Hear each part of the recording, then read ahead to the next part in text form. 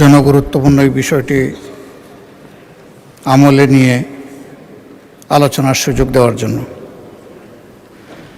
যেহেতু ইসলামী ব্যাংক বাংলাদেশ দেশের সর্ববৃহৎ বেসরকারি ব্যাংক, দেশের মোট রেমিটেন্সের একটি উল্লেখযোগ্য অংশ এই ব্যাংকের মাধ্যমে দেশে আসে। যেহেতু তৎকালীন ফ্যাসিবাদী সরকারের অব্যাহত অপপ্রচার এবং কর্মকর্তা কর্মচারীদের রাজনৈতিক হয়রানি সত্ত্বেও 2016 সালে ব্যাংকটি 447 কোটি টাকারও বেশি মুনাফা অর্জন করে। সে সময় খেলাপি বিনিয়োগের হার ছিল মাত্র 4%।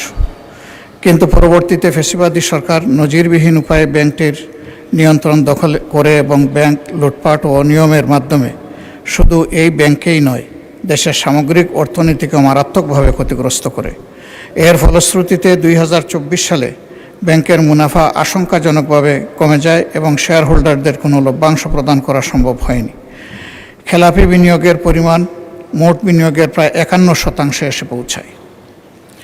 যেহেতু ফ্যাসিবাদ পরবর্তী সময়ে ব্যাংকটি ধীরে ধীরে ঘুরে দাঁড়াতে শুরু করে এবং গ্রাহকদের আস্থা পুনরুদ্ধারের পথে অগ্রসর হচ্ছিল, 1 বছরের ব্যবধানে ব্যাংকের মুনাফা 108 কোটি টাকা থেকে বেড়ে 137 কোটিতে উন্নীত হয়।